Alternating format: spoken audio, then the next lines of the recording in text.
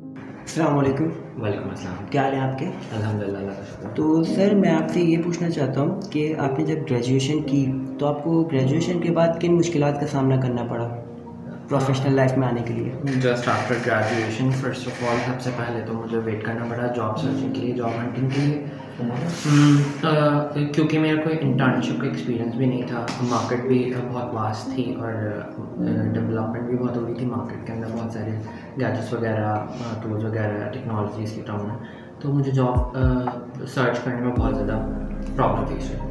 तो आपके अंदाजे में जब आपको काफ़ी टाइम लगा मार्केट, मतलब आपके पास ऐसा कोई एक्सपीरियंस नहीं था, तो आप जब ऑफिस में आए तो आपको फिर हर्डल्स भी करनी पड़ी होंगी ग्रो करने के लिए। तो आपको क्या हर्डल्स करनी पड़ी मतलब ग्रो करने के लिए? ऑब्वियसली जब आपको किसी एक प्रोफेशनल लाइफ के अंदर आप एंटर होते हो तो उसमें आपको प्रॉब्लम्स फेस करनी पड़ती है इनिशियल स्टेजेस पे, because you don't know about the market और जो काम हो रहा है ऑर्गेनाइजेशन के अंदर, और actually you have to be culture adaptable.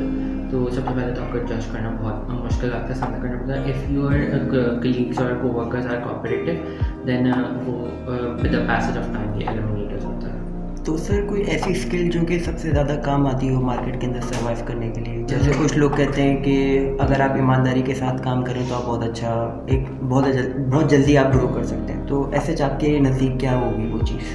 Obviously be honest, आपको अपने वर्क के साथ लॉयल होना पड़ता है। आप लॉयल नहीं होगे तो फिर आपका काम इफेक्ट होगा ऑब्वियसली। अच्छा सर, जैसे अभी डिजिटल एरा चल रहा है, एआई का ज़माना चल रहा है, आर्टिफिशियल इंटेलिजेंस का, तो आपको ऐसा नहीं लगता कि आपका काम मुश्किल में आ जाएगा आने वाले वक्तों में, जैसे इंश्योरेंस की पॉलिसीज़ वगैरह होती हैं?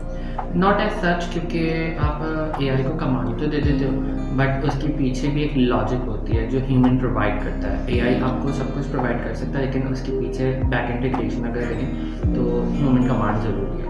तो नो एज इन सच के बहुत सारे डिपार्टमेंट्स रेवोल्यूशनाइज हो सकते हैं, बट ऐसा नहीं है कि बहुत सारे डिपार्टमेंट एलिमिनेट हो जाएंगे। अच्छा सर, अभी जो एआई का ही ज़माना है, तो क्या आपको ऐसा नहीं लगता कि आप मतलब अगर एआई का इस्तेमाल कर लें तो आप अपने वर्क फ्लो को बहुत ज़्यादा स्पीड से लेके जा सकते हैं?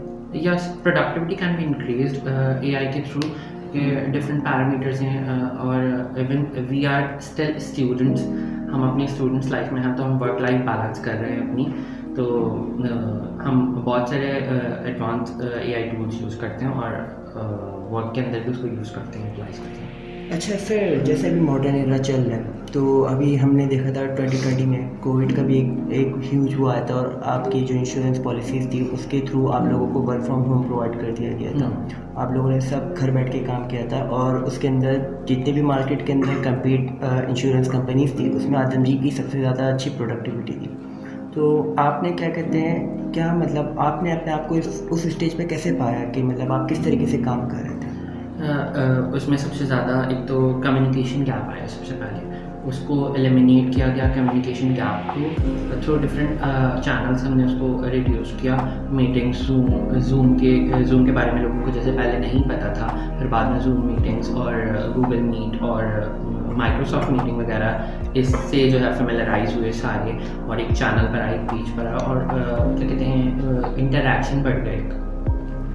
तो सर आपने फिर कैसे सर्वाइव करा? अब आप जैसे कोविड के बाद से बाहर आए तो अब 2021, 2022 और 2023 तो एकदम से मार्केट एकदम से डाउन हो गई, तो आपने उसमें अपने बिज़नेस को कैसे ग्रो करा? आपने मतलब ऑफिस में अपने आप को कैसे प्रोडक्टिविटी प्रोवाइड करी ऑफिस के अंदर बिज़नेस को ग्रो करने के लिए?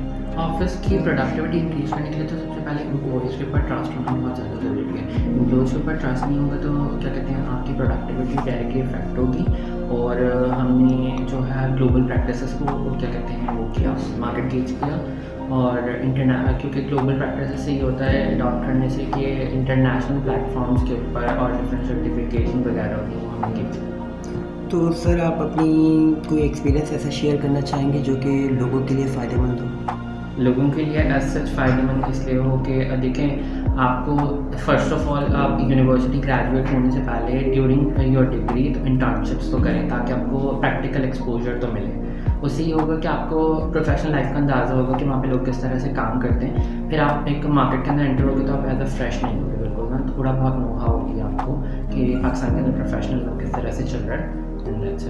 अच्छा सर, स्टूडेंट्स के लिए आप और कोई मशवरा देना चाहेंगे कि वो भाई अपने करियर में ग्रो किस तरीके से करें, या आप अपनी स्टडीज़ पे ज़्यादा फोकस करें? जैसे हम देखते हैं कि हर कोई स्किल्स पे ही डिपेंड हो गया है। अब करियर में अपनी एजुकेशन को बिल्कुल ही साइड कर देता है। वो बोलता है कि भैया मेरे पास 50,000 रुपये आ जाए, मुझे बिज़नेस करना है। लेकिन हमें अगर मुल्क को ग्रो करना है तो हमें बहुत सारी करियर की जो डिफरेंट ब्रांचेस हैं उसमें भी काम करना होता है। तो आप स्टूडेंट्स के लिए क्या मशवरा देना चाहेंगे?